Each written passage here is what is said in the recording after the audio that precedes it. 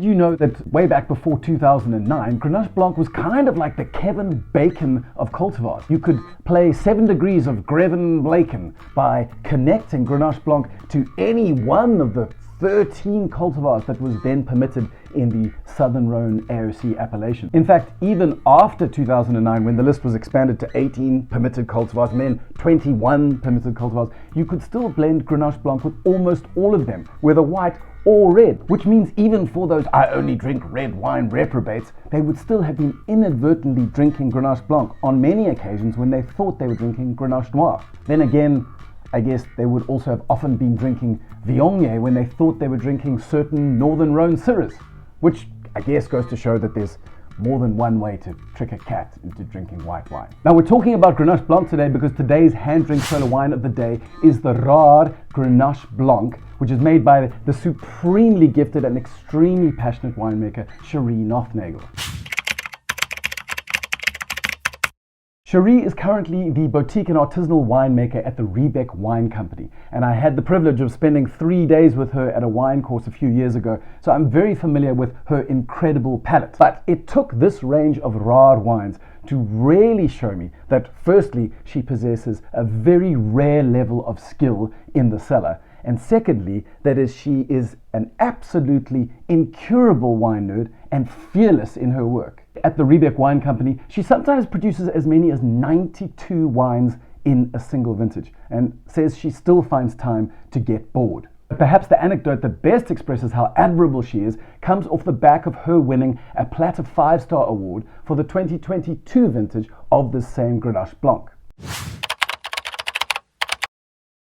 Now, to give you some context for most mortal winemakers who happen to be lucky enough to win a Platter 5-star award, what usually happens is they are struck by a sort of mental paralysis in the run-up to the next vintage, and they start lying awake at night and praying that vintage variation would cease to exist, and they become too terrified to deviate even a fraction from the winemaking process that earned them that award the vintage before. I'm told the mental anguish can be quite extreme, but not for Sheree Nothnagel.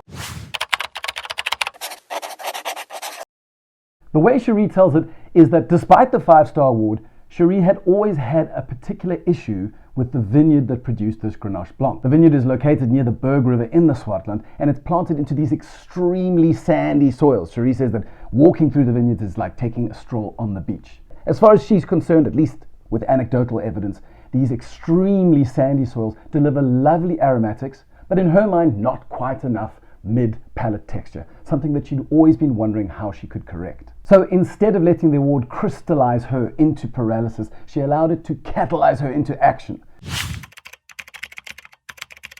In 2023, she took a huge portion of Grenache Blanc, destemmed it, and let it soak in its juice and on its skins for a massive 3 days prior to fermentation. This is a huge departure from what she'd done the previous vintage. The end result was a component of wine that was intensely textured and concentrated, and in the end it ended up making 25% of the 2023 vintage Grenache Blanc, the wine that we have in the glass today. This wine was only bottled in November of 2023, which means that it was too early to tell whether it was going to get another 5-star the following vintage. But when we get to tasting it in the glass, I think you will see why I'm so confident about a repeat performance.